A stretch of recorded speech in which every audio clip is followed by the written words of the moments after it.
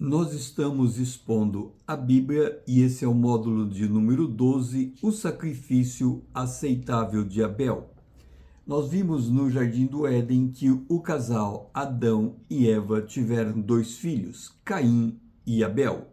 Em Gênesis capítulo 4, o versículo 1, encontramos esta história. Coabitou o homem com Eva, sua mulher. Esta concebeu e deu à luz a Caim. Então disse: adquiri um varão com auxílio do Senhor. Depois deu à luz a Abel, seu irmão. Abel foi pastor de ovelhas e Caim, lavrador. Há uma pergunta que se faz aqui. Por que foi tão importante ressaltar a profissão de Abel e de Caim? As condições de vidas anterior ao dilúvio explicam a razão da escolha destas profissões. Uma primeira questão que, quando olhamos para o período anterior ao dilúvio, é marcado por uma grande longevidade dos personagens. Em Gênesis capítulo 5, verso 27, diz que todos os dias de Metusalém foram 969 anos e ele morreu. Ele chegou bem próximo de 1000 anos de vida e foi o homem que mais viveu, maior longevidade teve na face da terra.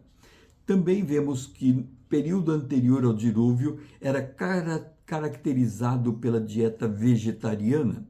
Gênesis 1, 29, Deus ordena, e também no verso 30, o tipo de alimentação daquele período. Eis que vos tenho dado todas as ervas que dão semente, e todas as árvores em que há fruto que dê semente, isto vos será por mantimentos. Mas também os animais deveriam se alimentar, juntamente com as aves do céu e todos os répteis da terra, de toda a erva verde. Isto lhes seria por mantimento, e assim se fez.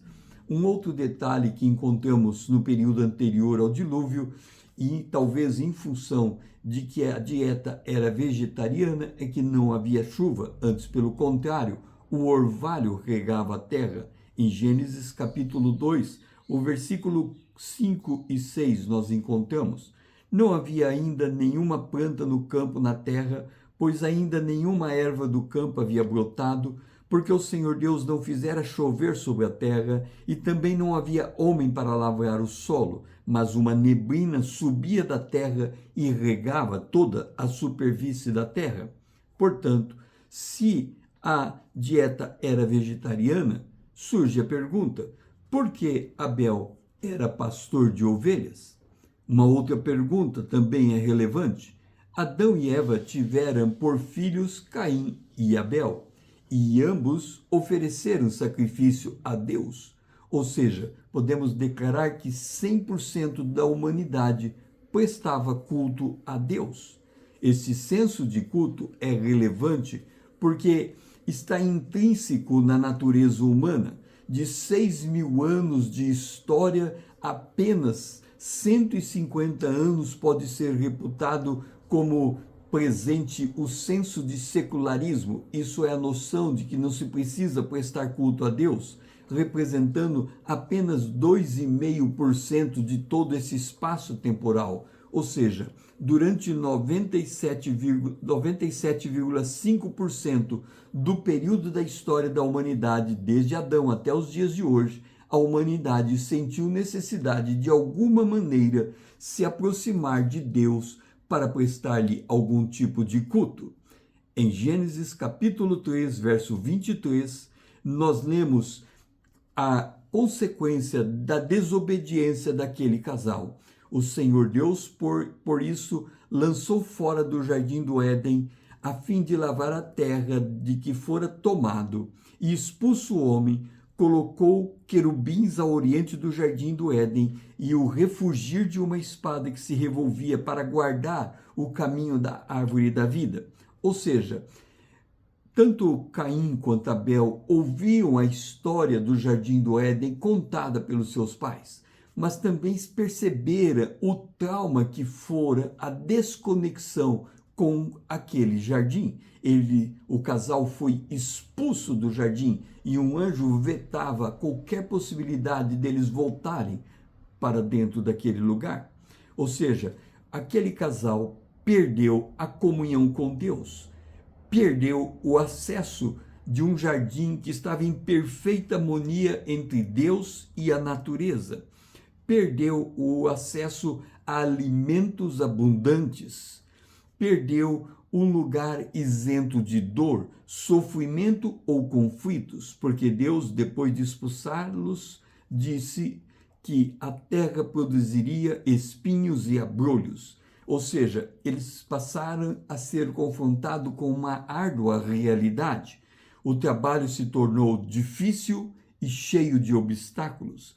O desafio da produção agrícola se tornou passível de perdas e eles deixaram de ter segurança física e espiritual da parte de Deus.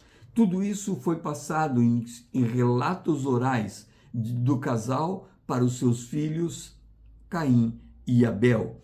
E eles tinham então a imagem de um Éden idílico que não mais existia e que precisava ser reconquistado. No entanto, havia aquele anjo que impedia o acesso e eles procuravam então, de alguma forma, encontrar um meio de aplacar a ira de Deus.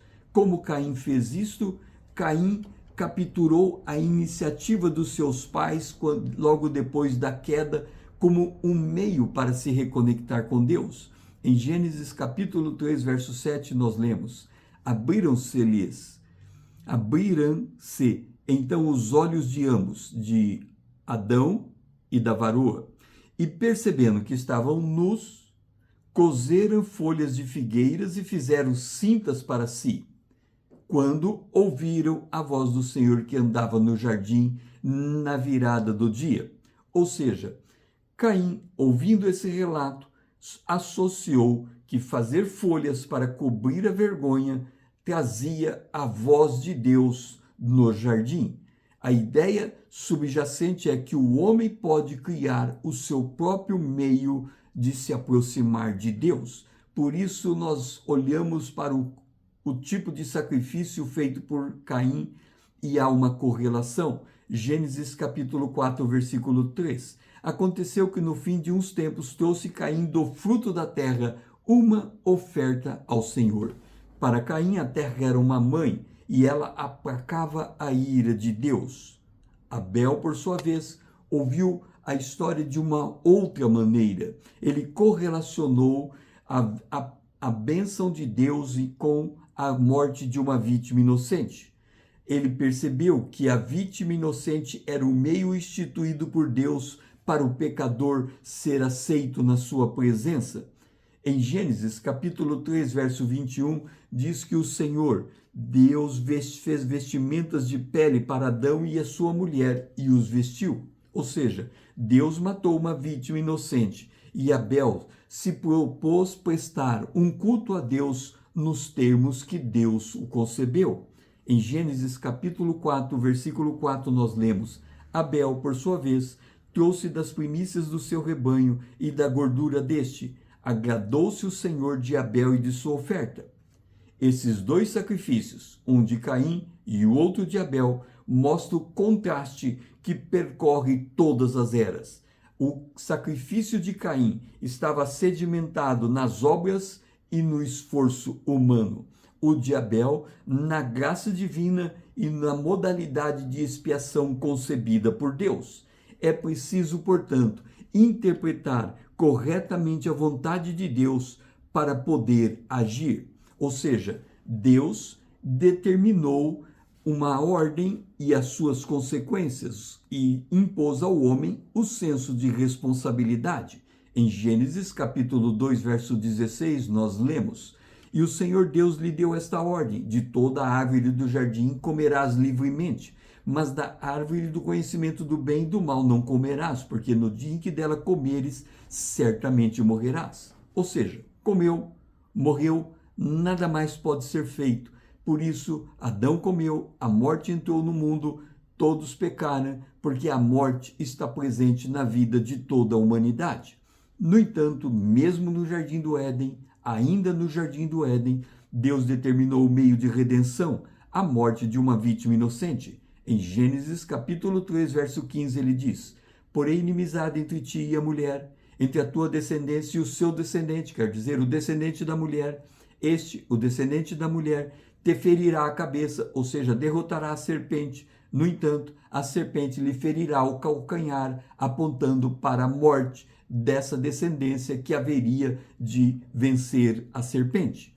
Ou seja, Deus deu a ordem, deu a maneira como a remissão deveria acontecer e Deus próprio executou o primeiro sacrifício, o sacrifício em si. Em Gênesis capítulo 3, verso 20, nós lemos que o homem deu o nome de Eva à mulher, mostrando que ele estava confessando a promessa de Gênesis capítulo 3, verso 15, porque mulher, Eva, significa a mãe de todos os seres viventes, e em Gênesis capítulo 3, verso 15, está dito que a descendência da mulher pisaria a cabeça da serpente, apontando para a redenção. Ela deveria ser mãe dos mortos, visto que eles comeram do fruto proibido, mas Adão optou por crer que ela poderia dar luz ao Redentor.